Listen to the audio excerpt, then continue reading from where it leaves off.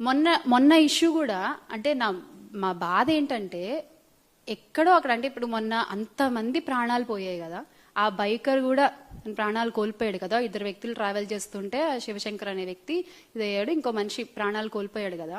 ఆ మద్యం కనుక అవైలబుల్గా లేకపోయి ఉంటే ఆ టైంకి అక్కడ ఆ మద్యం కొనుగోలు చేయకుండా అతను మామూలుగా వెళ్ళుంటే అతను బతికేవాడు, ఆ 19 మంది ప్రయాణికులు బతికేవాడు. ఈ రోజున ఒక మాంసపు ముద్దల్లా ఉన్న ప్రయాణికులని ఒక డిఎన్ఏ టెస్టుల ద్వారా ఎవరిది ఏంటి అని చెప్పి వాళ్ళ కుటుంబ సభ్యులకి అప్పగిస్తున్నటువంటి పరిస్థితి. ఇంత విషాదకర ఘటన అవసరమా రాష్ట్రంలో మనకి?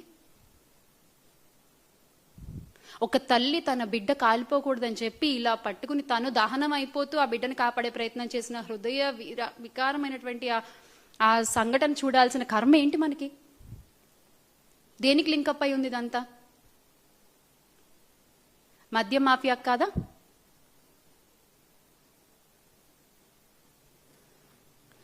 ఏ ఊర్లో చూసినా మద్యం షాపులు, బెల్ట్ షాపులు విచ్చలవిడిగా కనిపిస్తున్నాయి. గుడి లేదు, బడి లేదు, స్కూల్ లేదు. ఇందాక చెప్పినట్టు హైవే రేడియోస్లో ఎక్కడ పడితే అక్కడ మీరు అందుబాటులో ఉంచి తాగొద్దు అంటే ఎవరు వింటారండి? ఎవరు వింటారు?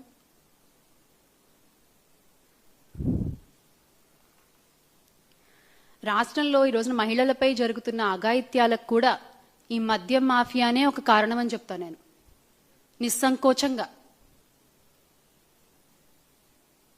నిన్న కూడా ఒక న్యూస్ చూసాం. ఒక 20 రూపాయల కోసం ఒక పిల్లోడు పక్క పిల్లోడి గొంతు కోసేసిన వైన మనం చూసాం. ఏంటిది?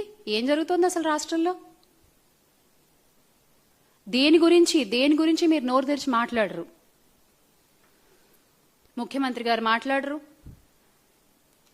ఉప ముఖ్యమంత్రి గారు మాట్లాడరు, పీపీపీ గారు లోకేష్ గారు మాట్లాడరు, హోమ్ మినిస్టర్ గారు అసలే మాట్లాడరు. అంటే కూటమి నేతల దృష్టి ఎలా ఉందంటే మాకు మద్యం షాపులు, బెల్ట్ షాపులు విస్తరిస్తే చాలు, ఆరోగ్యశ్రీ లేకపోతే ఏంటి, మెడికల్ కాలేజీలు లేకపోతే ఏంటి, గ్రామ సచివాలయాలు లేకపోతే ఏంటి, గ్రామాలు ఏవైపోతే మనకేంటి అన్నట్టుగా ఉంది ఈ రోజున కూటమి పరిస్థితి, కూటమి వ్యవహరిస్తున్న తీరు. ఎంత కళకళలాడుతూ ఉండేయో జగన్మోహన్ రెడ్డి గారి నాయకత్వంలో గ్రామాలన్నీ కూడా ఈ రోజున అంతా వెలవెలబోతున్నాయి ఈ మద్యం మాఫియా మూలంగా.